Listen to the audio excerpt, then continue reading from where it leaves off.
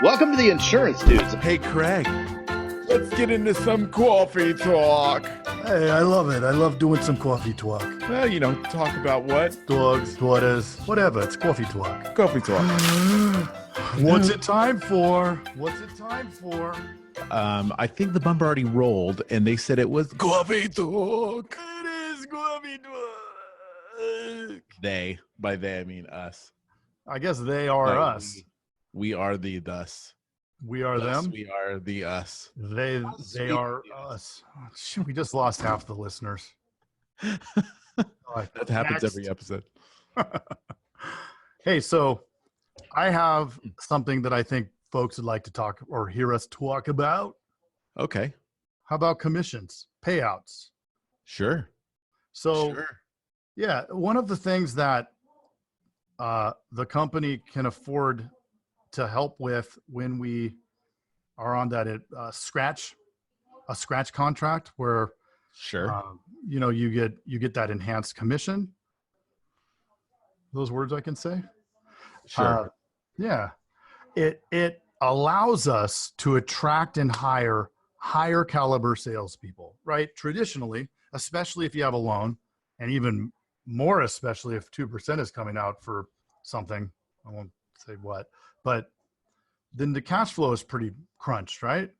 Margins are compressed because there isn't this huge amount of cash flow.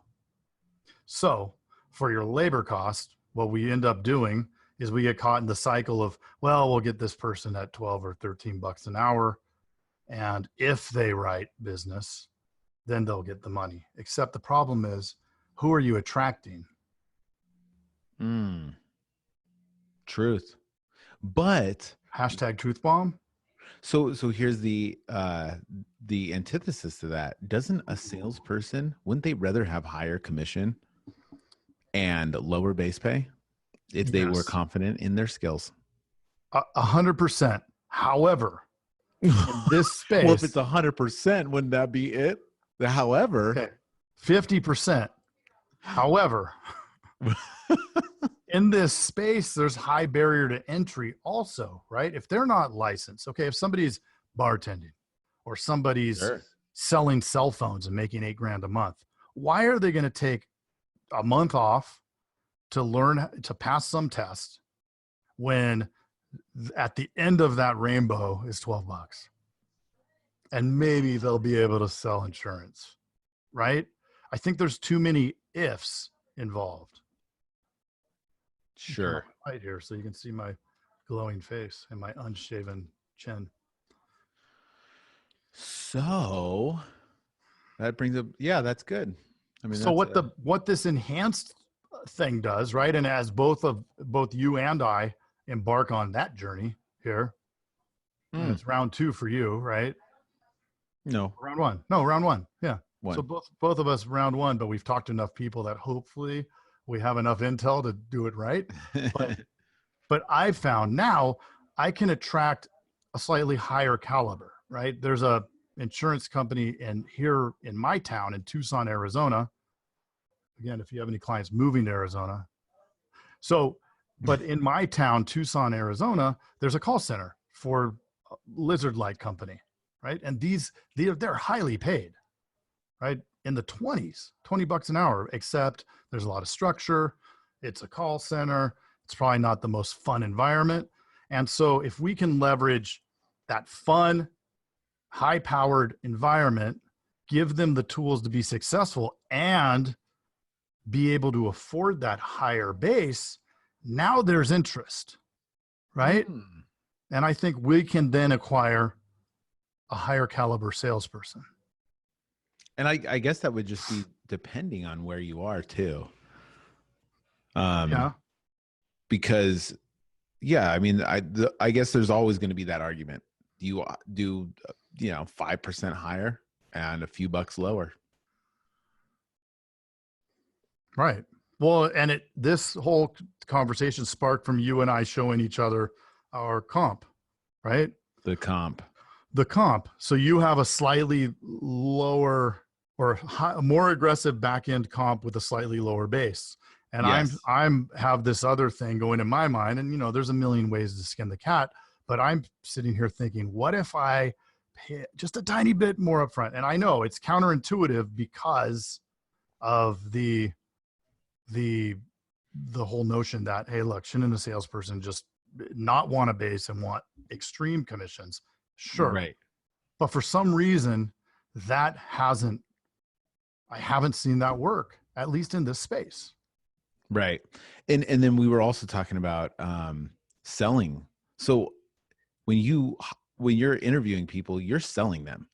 Mm-hmm. So you gotta have the pitch down, just like you expect your agents to have down. You gotta have your pitch. And man, I feel like such a salesman lately hiring people, because I got all the great things. Like we built up the whole, your typical insurance agency sucks. They don't do this for you. They don't do this. Right. Am I right? And every time they're like, yep.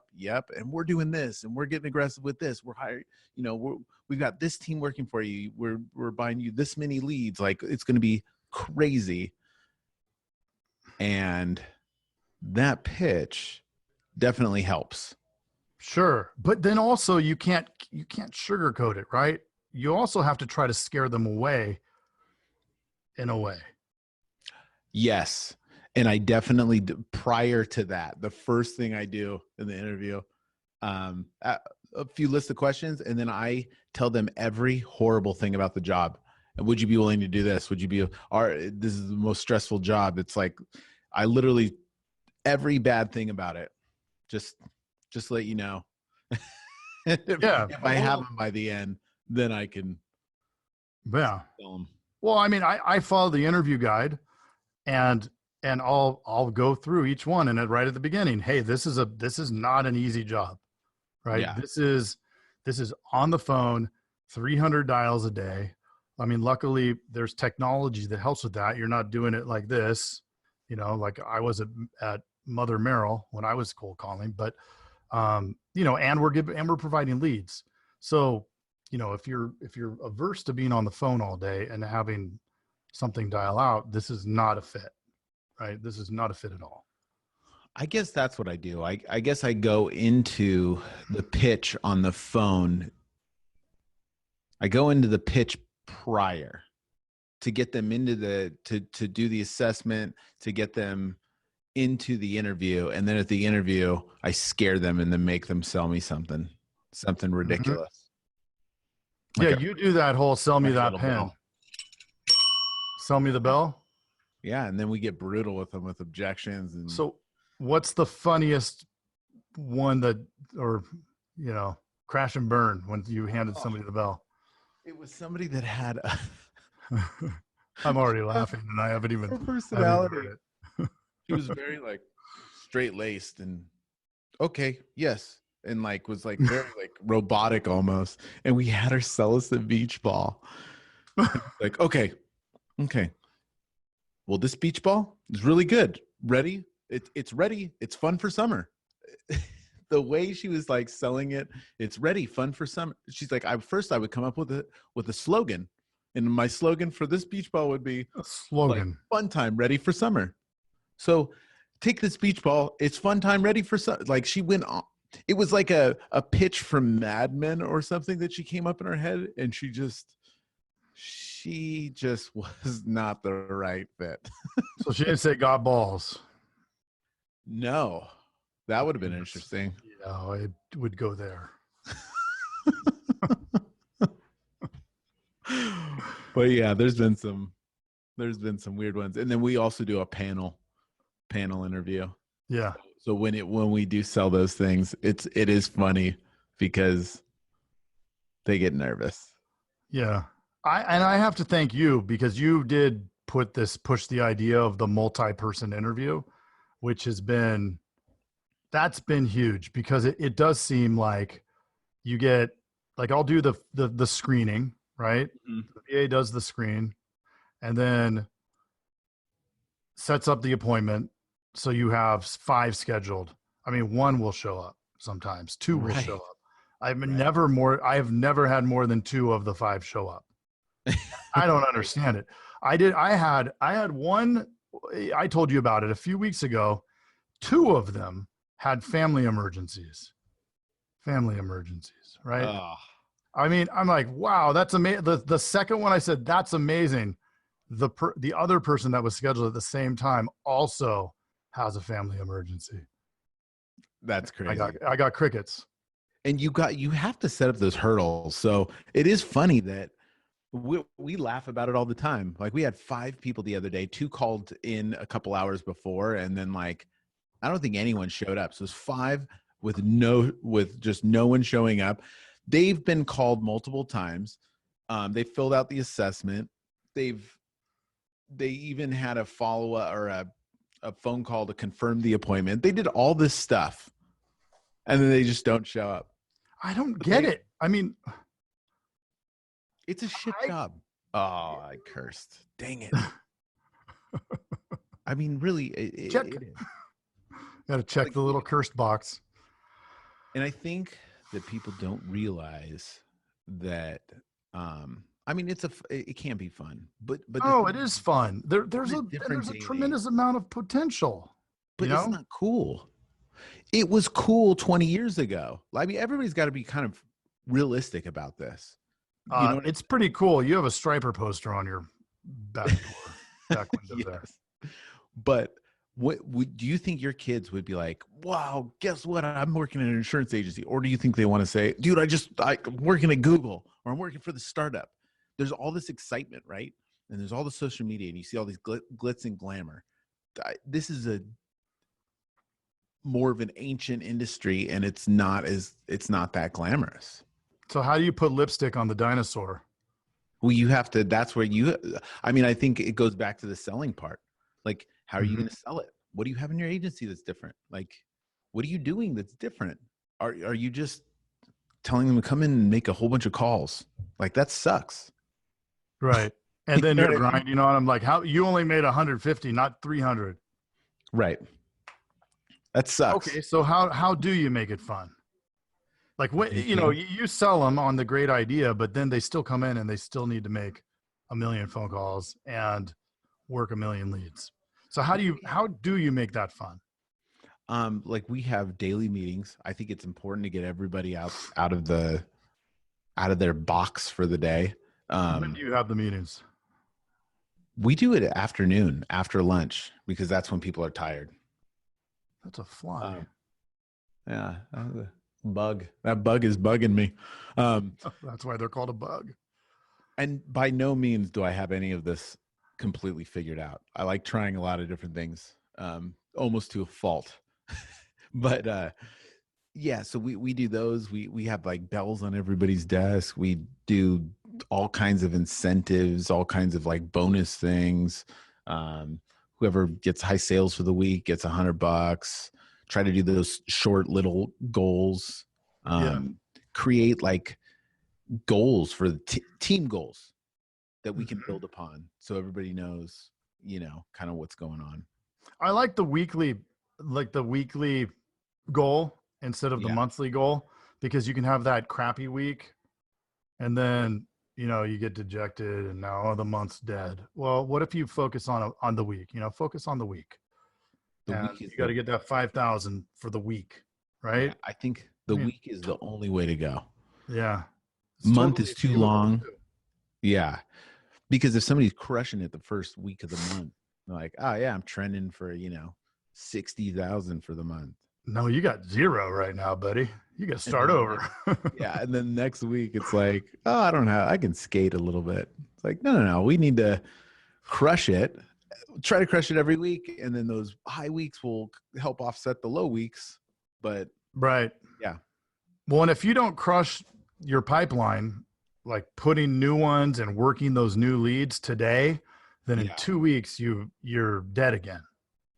Right. It's always, it's of huge importance to balance that, right? The new stuff and then the stuff that you're moving towards call number 30. Yeah. If it's going to take that. And it's always important to, on the days that you are crushing it, make sure that you're doing the same amount of work the rest of the day. Yeah. You got to refill. Our EFS is amazing, Eddie. And he always says, like, as soon as I sell something, I just lost someone in my pipeline. I have to refill it immediately. That's why he gets. That's smart. Yeah, and he goes into for at least 2 referrals, and he tries to at least double the pipeline. So he always tries to. He looks at it from the pipeline standpoint rather than the sales standpoint. What a great thing to put in the mind, right? Of all of the producers is, yeah, hey, great job. You got a sale. You just lost a hot lead. Yep. Imagine that hot lead just moved out of country. It's the same thing. Yep. Lost a hot lead. So where's the next hot lead coming from? It was so hot. So hot. Sizzle. Yeah. Oh, I had something, but meh. Yeah, it's just coffee talk. It's coffee talk. Hey, so if you enjoyed this coffee talk, go ahead and click. What do they click? Subscribe? Subscribe. Make a comment. Yeah, subscribe. Leave a comment. Put a little 5-star review. Join the group. Join the group. There's a group over on the Book of Fash. Just that's Facebook. Dudes and dudettes. There are a lot of dudettes, so don't be intimidated if you're a dudette and you think it's a bunch of dudes. No. I would almost say that the dudettes have brought some giant nuggets of what Laura Harris was I mean, I need to listen to that 10 times and write a book on that, on just her cast. Put a bow on it and call it a dippity-doo. We got to get her back. Yeah. For Laura Harris part D. Part D. All right. And that's Woofy Dog. All right. That's it. Has finding, training, and retaining the best insurance producers ever been your struggle? It's why Agency Vault built the Sales Strengths Identifier to uncover if candidates and current staff have the specific sales skills to get you top results. Try it free at www.agencyvault.com/dudes. That's www.agencyvault.com/dudes and assess your lowest performer for free. Try it now. Hey, thanks for checking out the Insurance Dudes. Hey, please subscribe. We got some really great stuff coming out.